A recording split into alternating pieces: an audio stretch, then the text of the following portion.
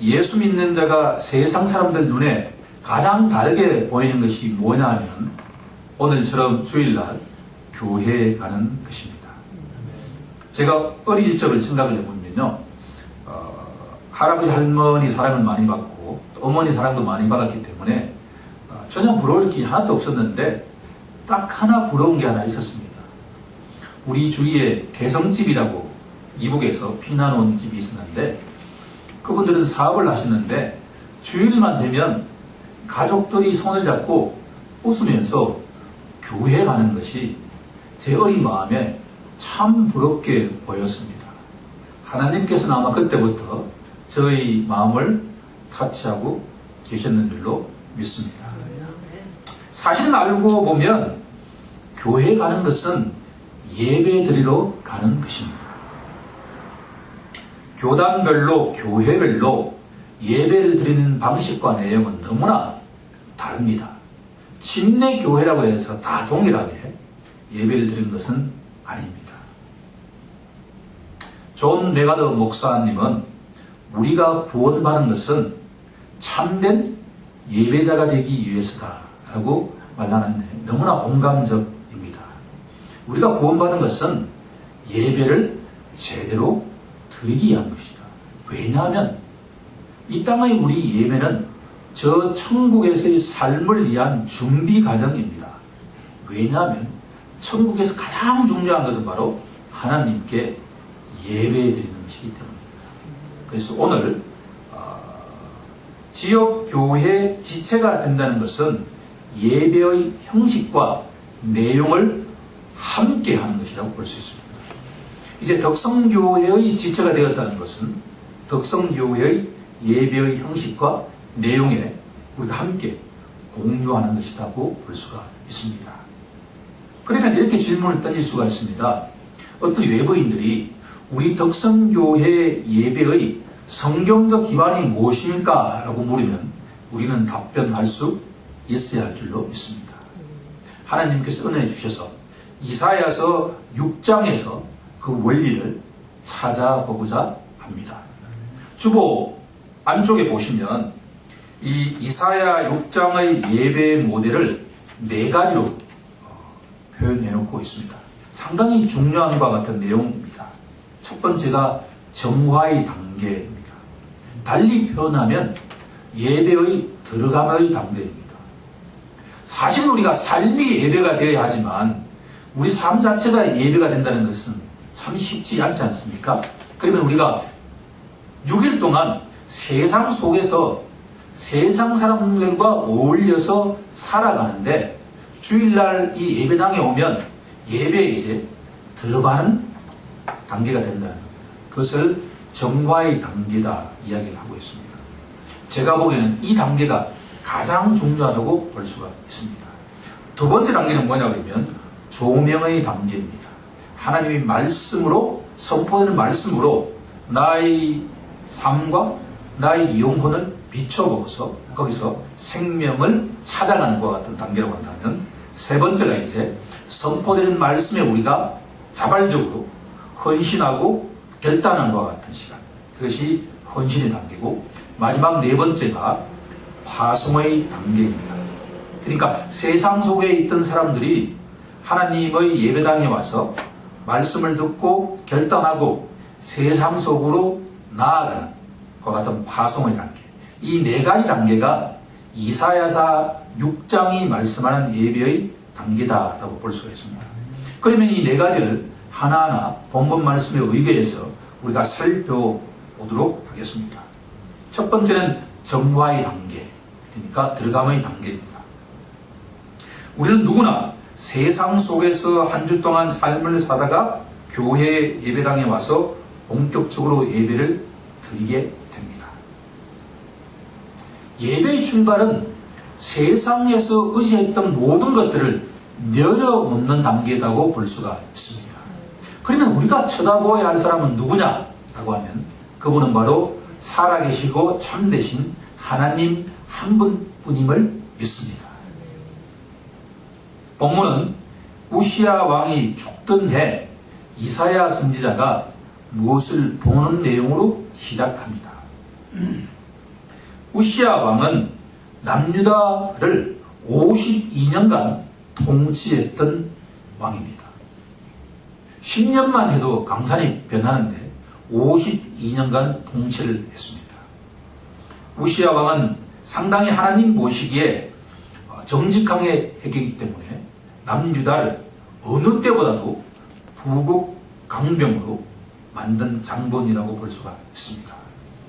그런데 역대하 26장 16절을 보면 다음과 같은 구절이 나옵니다. 우시야 왕은 강성해지자 그 마음이 교만하여 악을 행하여 그의 하나님 여호와께 범죄했다라고 되어 있습니다. 참 안타까움과 같은 내용입니다. 이 말씀을 풀어 설명해 보면 여호와 앞에서 우시야 왕이 정직하게 행할 때는 그 개인과 그 나라가 부국강병했습니다. 그런데 이렇게 되면 자기도 모르게 교만해집니다. 그러면 교만해지기 시작하면 악이 지배하게 되고 범죄하게 됩니다. 즉 제사장의 역할을 왕이 대신하고자 하는 범죄를 저지르게 됩니다. 그러자 나병이 이 우시야 왕에 오게 됩니다. 그래서 불행하게도 이 말년의 우시야 왕은 이 대궐 궁궐 어느 초소에서 어둠 속에서 섭정을 하는 그와 같은 삶을 살았던 왕입니다. 그러면 이 52년간 통치했던 이 우시야 왕이 죽던 해 남유다에서는 국상이 치러지지 않았겠습니까? 10년만 통치한다고 해도 그 왕에 대한 다양한 행사를 할 것인데 52년간 통치했던 왕이 죽을 때 그 나라는 울음바다가 되지 않겠습니까? 그런데 이 세상의 왕이 죽을 때 우리들은 과연 누구를 의지해야 될까를 질문하고 있다는 것입니다. 세상 왕이냐 아니면 영존하시고 참되신 하나님인가 라고 하는 것을 우리에게 질문을 던지고 있습니다. 그러니까 이 본문의 첫 번째 메시지는 뭐냐 그러면 예배의 출발은 이 세상적인 왕의 세상적인 물질에 세상적인 명예에 우리가 목숨을 의지하는 것이 아니라 바로 살아계신 참 하나님께 우리의 눈을 우리의 귀를 주목하는 것이 예배의 출발이 되어야 한다라고 하는 것입니다. 자, 그 다음에 예배에 들어가기 위해서는 하나님을 어떻게 바라보는가라고 하는 것입니다. 본문 1절을 한번 보시면 우시야 왕이 죽던 해 내가 본즉 이사야가 본즉 주께서 높이 들린 보좌에 앉으셨는데 그의 옷자락은 성전에 가득했다라고 되어 있습니다. 주님께서 높이 들린 보좌에 앉으셨다라고 되어 있습니다. 우리 주 하나님께서는 높이 들린 보좌에 앉으신 분임을 믿습니다. 우리가 예배의 자리에 나올 때 우리들은 세상적인 모든 것을 내려놓은 대신에 높이 들린 주 하나님 그분을 믿음의 눈으로 바라보는 것이 되어야 할 줄로 믿습니다. 그것이 바로 예배의 들어감의 중요한 포인트라고 볼 수가 있습니다. 우리 주보에 보면 이 두 가지의 들어감의 단계가 어디냐 그러면 바로 묵도와 기도와 찬양에 해당된다라고 볼 수가 있습니다. 그러면 보다 구체적으로 이 높이 들린 보좌 주위에 있는 천사들이 어떻게 했는가라고 하는 것이 우리에게 중요한 포인트가 된 줄로 믿습니다. 본문 2절을 보시면 6 날개를 가진 스랍들 즉 하나님을 가까이서 모시는 천사들이 주님 보좌 옆에서 두 날개로는 얼굴을 가리고 두 날개로는 자기 발을 가지고 두 날개로는 날며 다음과 같이 외쳤다라고 되어 있습니다. 거룩하다 거룩하다 거룩하다. 만군의 여호와여 그의 영광이 온 땅에 충만하도다. 여기서 우리가 주목해야 될 것은 두 가지입니다. 하나는 그 아름다운 천사들도 자기의 얼굴을 가렸다라고 되어 있습니다. 또 자기의 발을 가렸다라고 되어 있습니다. 천사들은 우리 사람들보다도 월등하게 뛰어나고 아름답고 죄가 원래 없던 존재였습니다. 만약 이처럼 우리보다 월등히 아름다운 천사들도 자기의 얼굴과 자기의 더러운 발을 가렸다고 한다면 우리 죄인인 사람들은 이 예배의 자리로 나올 때 십자가 보혈로 가려야 되지 않겠습니까? 중요한 이야기라고 볼 수가 있습니다. 그리고 또 하나는 이 천사들이 여호와의 영광스러운 모습을 보고서 거룩하다 거룩하다 거룩하다라고 찬송을 드렸다라고 하는 이야기입니다. 우리가 예배 자리에 나올 때 가장 화려한 옷은 아닐지라도 자기가 가진 옷 가운데 좋은 옷을 차려입고 그리고 깨끗한 모습으로 주님 앞에 나와야 하는 것은 이 천사들도 이렇게 하나님의 영광스러운 거룩한 모습에 자기 얼굴을 자기 발을 가리고 있기 때문에 우리 인간들은 당연하게 그 천사들의 모델을 따라야 한다라고 하는 것입니다. 그런데 여기서 왜 거룩하다 거룩하다 거룩하다 세 번 외칠까에 대한 영적 함의를 우리들은 조금 살펴볼 필요가 있습니다. 두 가지 해석이 있는데요. 하나는 뭐냐면 성령, 성자, 성부, 성령, 성자 이 삼위일체 하나님을 찬양한다 라고 하는 의미가 있고, 보다 중요한 의미는 이전에도 계셨고 지금도 계시고 앞으로 영원히 계실 하나님을 찬송한다 라고 하는 의미가 있다라고 하는 것입니다. 우리 떡성교회 주보에 나와 있는 묵도와 그리고 기도와 찬양은 바로 하나님 앞에 경외함으로 나온 그분을 찬양하는 것에 해당이 된다라고 볼 수가 있습니다. 자, 그런데 예배하는 자가 본격적으로 예배에 들어가기 위해서는 해결되어야 할 것이 하나가 있습니다. 그것은 지난 한 주 동안 우리가 지은 모든 죄를 해결해야만 하는 것입니다. 요한일서 1장 8절 9절은 이렇게 말씀하십니다. 만일 우리가 죄가 없다고 말하면 스스로 속이고 또 진리가 우리 속에 있지 아니할 것이요. 만일 우리가 우리 죄를 자백하면 그는 미쁘시고 의로사 우리 죄를 사하시며 우리를 모든 불의에서 깨끗하게 하실 것이요 라고 되어 있습니다. 본문 5절을 보면 이사야 선지자는 자신의 죄를 바라보기 시작합니다. 5절을 한번 같이 보면 그때 내가 말하되 화로다 나여 망하게 되었도다. 나는 입술이 부정한 사람이요 나는 입술이 부정한 백성 중에 거주하면서 만군의 여호와이신 왕을 배웠음이로다 하였더라 라고 되어 있습니다. 우리가 누가복음 5장에서 예수님 앞에서 시몬 베드로가 자기 죄를 바라보았던 것처럼 이 이사야 선지자도 그 거룩하고 영광스러운 하나님 앞에 나아가자 자신의 죄를 바라보기 시작했다라고 하는 것입니다. 아까 우리가 장로님 기도하면서 많은 은혜를 받았습니다. 여기 나와 있는 것처럼 우리 주보에 있는 대표 기도 그 순서가 바로 여기에 해당되는 줄로 믿습니다. 자신의 죄를 고백하는 그 단계가 바로 대표 기도의 단계인 줄로 믿습니다. 그런데 이 이사야 선지자의 죄에 대한 고백에는 우리가 주목해야 할 한 가지 사실이 있습니다. 이사야는 자신의 죄를 바라보는 동시에 자신의 공동체의 죄도 함께 바라보고 있다라고 하는 것입니다.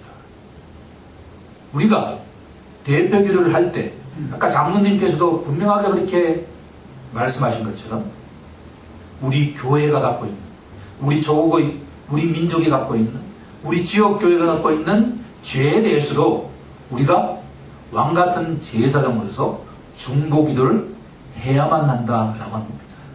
이것은 성경적 근거를 가지고 우리가 하는 것입니다. 이사야 선지자는 지난 한 주 동안에 자신의 죄를 고백하는 동시에 우리 교회 공동체와 우리 지역 모든 교회 공동체와 우리 조국의 모든 교회 공동체의 부정함을 우리가 주님께 고하는 시간이 있어야 한다라고 하는 것입니다. 그것은 전적으로 성경에 근거하고 있는 우리의 순종이라고 볼 수가 있습니다. 예배로 들어가는 마지막 절차는 예배자의 죄가 십자가 보혈에 의해서 완전히 사해졌다는 것을 선포하는 것입니다.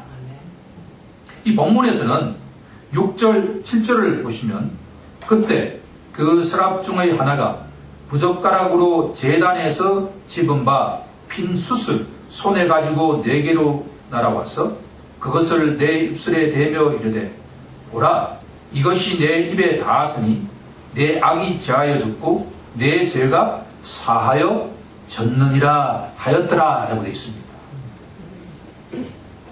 우리는 예수님의 십자가 보혈에 의지해서 믿음으로 하나님의 은혜로 온전하게 제사함을 받았는 줄 우리는 믿어야 할 줄로 믿습니다. 이제 이 네 가지 단계가 우리가 다 충족이 되면 이제는 온전하게 예배로 들어와 있다라고 볼 수 있습니다. 그런 점에서 정화의 단계다라고 하는 이야기입니다. 주보에 보시면 거기에 정화의 단계를 네 가지로 거기에 요약해 놓았습니다. 첫 번째가 계시와 인식의 단계고요. 1절에 내용이 나와 있고 두 번째가 찬양하는 것과 같은 것이고 세 번째가 죄를 자백하는 것이고 3절에 나와 있고 그리고 마지막으로 사죄, 죄사함과 그것에 대한 감사가 나와 있다라고 하는 것입니다. 왼쪽으로 보시면 우리 교회 주일 예배가 묵도와 기도와 찬양, 대표 기도, 찬송 여기까지가 바로 정화의 단계, 들어감의 단계에 해당이 된다고 볼 수가 있습니다.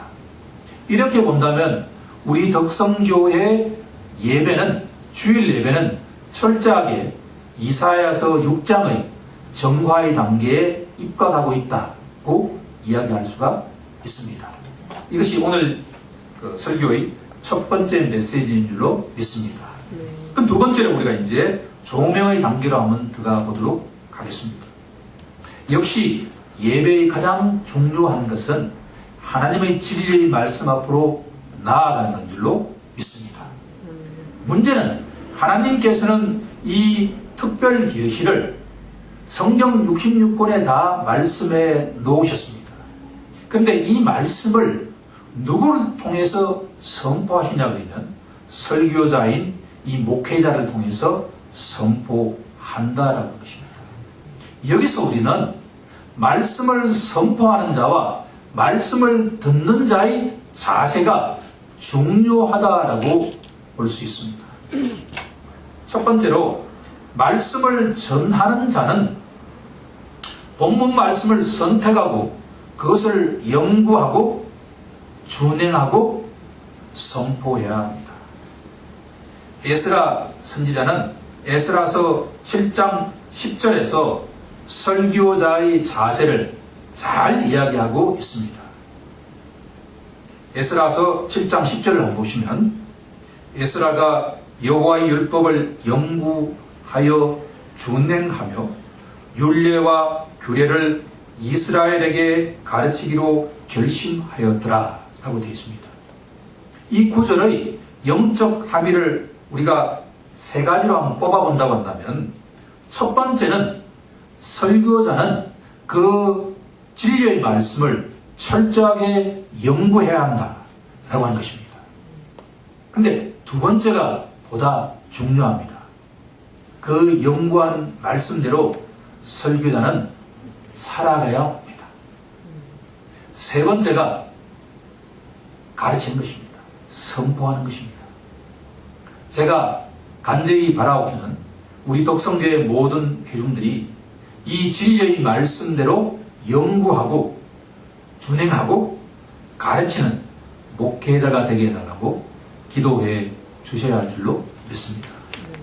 목회자가 말씀대로 살아가도록 철저하게 노력해야 되는 줄로 믿습니다. 그러면 말씀을 듣는 자의 자세가 어디에서 우리가 찾을 수 있을까라고 하면 데살로니가 교회의 교인으로부터 우리는 많은 것을 배울 수가 있습니다.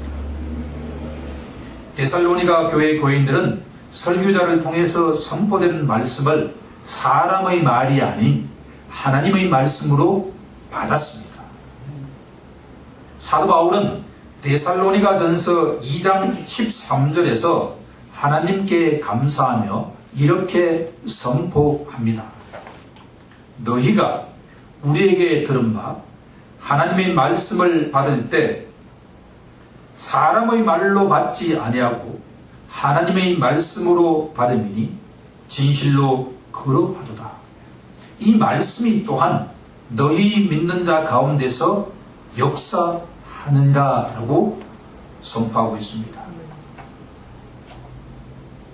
이것은 우리가 말씀을 받을 때 인간 설교자의 개인의 말이 아닌 하나님의 말씀으로 받을 때 그 말씀이 듣는 자 속에서 역사한다라고 하는 것이 이 구절의 영적 함의입니다.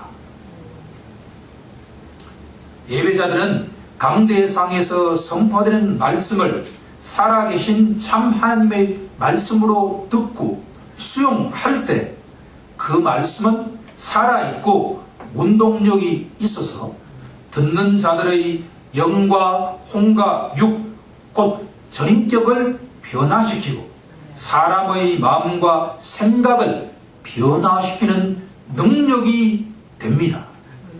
히브리서 4장 12절은 이렇게 선포합니다. 하나님의 말씀은 살아있고 활력이 있어서 좌우의 날선 어떤 검보다도 예리하여 혼과 영과 및 관절과 골수를 찔러 쪼개기까지 하며 또 마음의 생각과 뜻을 판단하나니 라고 말씀하시기 때문입니다. 말씀 선포의 단계에서 가장 중요한 것은 말씀을 선포하는 목회자는 그 말씀을 철저하게 연구하고 그 말씀대로 살아가려고 노력해야 하고 그리고 말씀을 선포해야 합니다. 말씀을 듣는 자는 그 말씀을 목회자 개인의 말이 아닌 하나님의 살아계신 말씀으로 수용을 할 때 우리 모두가 그 말씀의 지배력을 받아서 영과 혼과 육이 찔러 쪼개져 변화된 삶을 살아갈 수가 있다라고 하는 것입니다.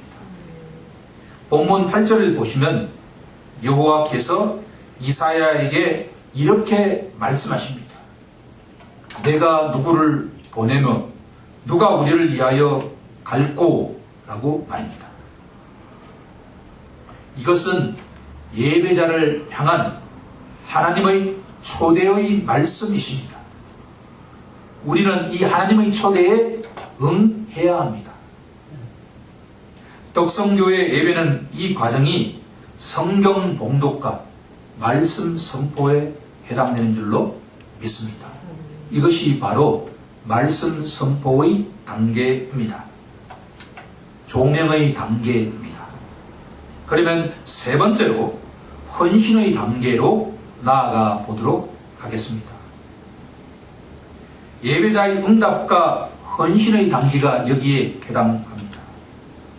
이사야 선지자는 하나님의 부르심에 다음과 같이 응답합니다. 8절에 보시면 그때 내가 이르되 내가 여기 있나이다 나를 보내소서 하였더니 예배자의 응답은 자발적인 헌신으로 나가게 됩니다. 봉헌은 예배자가 하나님께 헌신한다는 구체적인 하나의 표현에 지나치지 않습니다. 우리들은 성별된 물질을 하나님께 드릴 때 그 물질을 드린다기보다는 예배자 자신을 하나님께 드리는 것입니다. 고린도후서 9장 7절은 예배자의 봉헌 자세를 아주 정확하게 말씀하고 계십니다. 각각 그 마음에 정한 대로 할 것이요 인색함으로나 억지로 하지 말지니 하나님은 즐겨내는 자를 사랑하시느니라. 여기서 우리는 헌금의 4가지 원리를 뽑아낼 수가 있습니다. 첫 번째는 그 마음에 정한 대로 하라라고 하는 것입니다. 하나님께서 천지 만물을 창조하신 하나님께서 우리 예배자들에게 헌금을 강요하신 적이 한 번도 없으십니다. 우리는 지금까지 하나님께 받지 않은 것이 하나도 없다라고 하는 마음이 감동이 되면 우리가 자발적으로 그 마음에 정하는 대로 우리는 봉헌하는 것입니다. 봉사하는 것입니다. 두 번째는 인색하게 하지 말라라고 하는 것입니다. 세 번째는 억지로 하지 말라라고 하는 것입니다. 마지막은 기쁜 마음으로 하라라고 하는 것이 헌금의 4대 원칙입니다. 이 헌금의 4대 원칙을 준비하면서 제가 처음에 예수 믿고 난 뒤에 헌금 대장이라고 하는 것이 우연히 발견되었습니다. 거기에 보면 깨알같이 나의 수입이 얼마인데 거기에 11조를 떼어놓고 감사헌금을 떼어놓고 주일헌금을 떼어놓고 기타 다양한 헌금을 떼어넣는 것이 깨알같이 적혀있는 것을 발견했습니다. 그런데 그 가운데 가장 기억에 남는 것은 그 헌금을 내는 것이 엄청 기뻤다라고 합니다. 주말이 빨리 다가오기를 기다린 소망이 있었다라고 합니다. 지금 과연 그러냐? 그러면 제가 자신할 수가 없습니다. 근데 처음에 제가 예수님 믿고 그 벅차오르는 가슴에 이 헌금을 깨알같이 주님이 주셨다라고 하는 것을 기록한 것 자체가 기쁨이 되었다라고 하는 것입니다.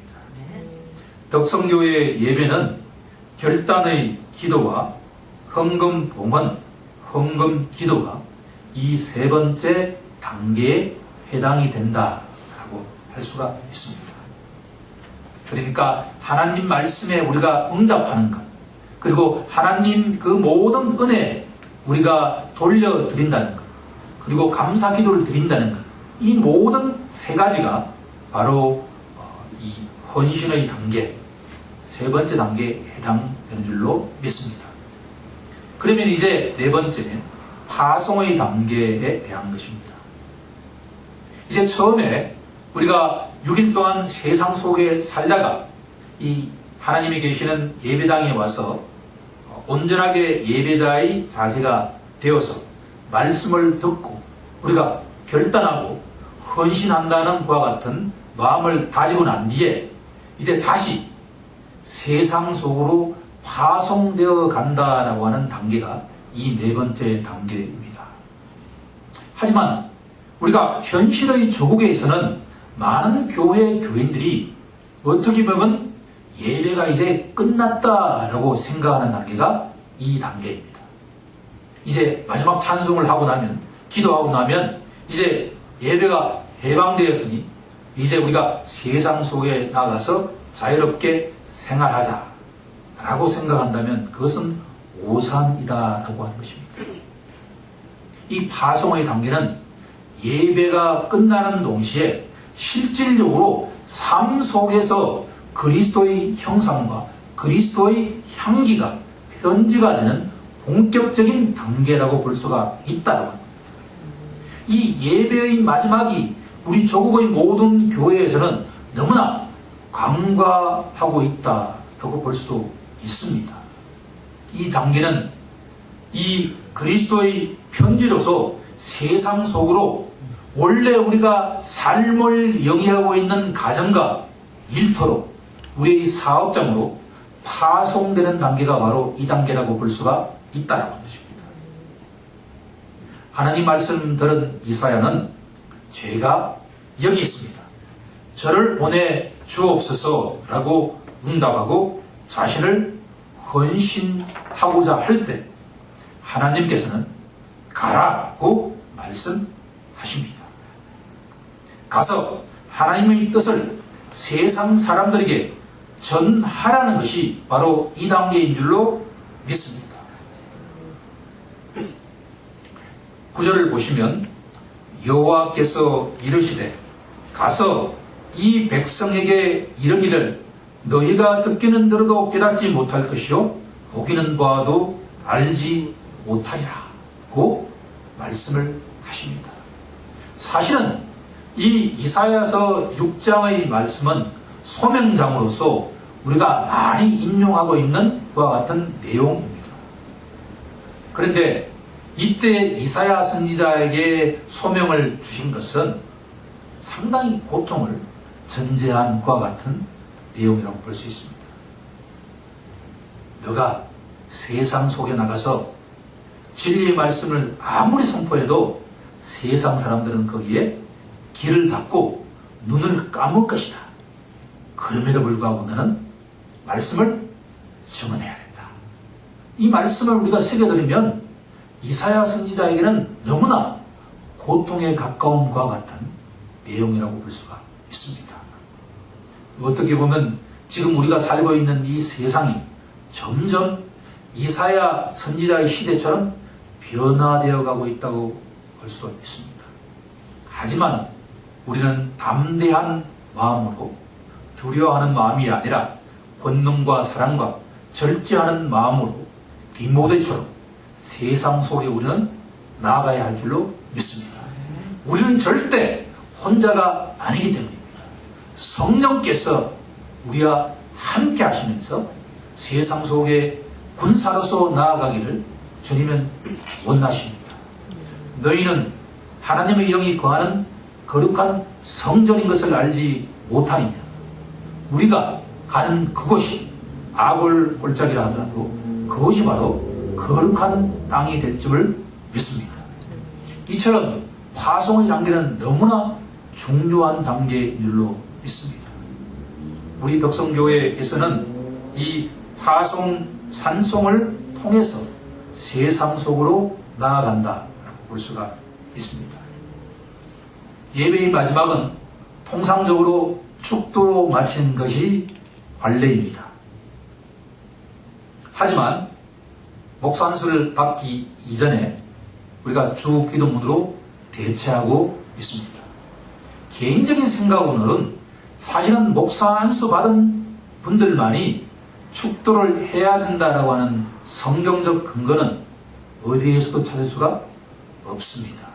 하지만 우리가 그 관행을 소중히 하는 것도 덕목인 줄로 믿습니다. 보통 우리가 축도는 고린도후서 13장 13절에 의지해서 주 예수 그리스도의 은혜와 하나님의 사랑과 성령의 교통하심이 너희 무리에게 영원히 있을지어다 라고 축도를 합니다. 하지만 우리는 당분간 주님이 은혜를 베푸시는 그날까지 주 기도문으로 우리의 예배를 마무리하고 있다는 것 우리가 기억해야 할 줄로 믿습니다. 자, 오늘 우리가 이 설교 말씀을 통해서 주님이 주신 은혜는 단 한 가지인 줄로 믿습니다. 교회의 지체가 된다고 하는 것은 그 지역 교회의 예배의 성경적 근거를 공유하는 것이다 라고 볼 수가 있습니다. 우리는 날마다 이 이사야서 6장의 4가지 단계의 예배의 내용을 꼭 기억하면서 예배에 임해야 할 줄로 믿습니다. 이것은 성경 말씀을, 진리의 말씀을 듣기 위한 준비 과정이다 라고 표현해도 과언이 아닙니다. 우리는 설교자는 그 말씀을 열심히 준비하되 실천하면서 가르쳐야 할 것이고, 또 말씀을 듣는 자는 그 말씀을 개인의 말씀이 아니라 진리의 말씀으로, 하나님의 말씀으로 들을 때 역사한다는 것을 우리는 꼭 기억해야 할 줄로 믿습니다. 세 번째는 이제 이 선보이는 말씀에 우리가 결단하고 동의하고 그리고 헌신하는, 헌금하는 단계라고 볼 수 있습니다. 그리고 네 번째 파송의 단계, 가장 우리가 어떻게 보면 중요한지도 모르겠습니다. 그리스도인인가 아닌가 그것이 드러나는 유일한 시간은 바로 이 예배당에서 나가서 삶 속에서 우리가 살아갈 때 참된 그리스도인인지 아닌지를 우리가 한가름 난다고 본다면 이 파송의 단계는 우리가 너무나 중요한 단계인 줄로 믿습니다. 오늘 우리가 곧 파송의 단계로 우리가 접어듭니다. 그런데 일주일 뒤에 되면 우리는 다시 또 정화의 단계로 들어가는 줄로 믿습니다. 이 땅에서의 예배자의 삶이라고 하는 것은 정화의 단계로 들어갔다가 파송의 단계로 나가고 다시 정화의 단계로 들어오고 말씀을 듣고 결단하고 또 파송되는 이 4가지 단계의 연속이다라고 하는 것을 기억하면서 우리 모두 예수님을 닮아가는 우리 덕성교의 모든 영이 되기를 우리 주 예수 그리스도 이름으로 간절히 축원하옵나이다.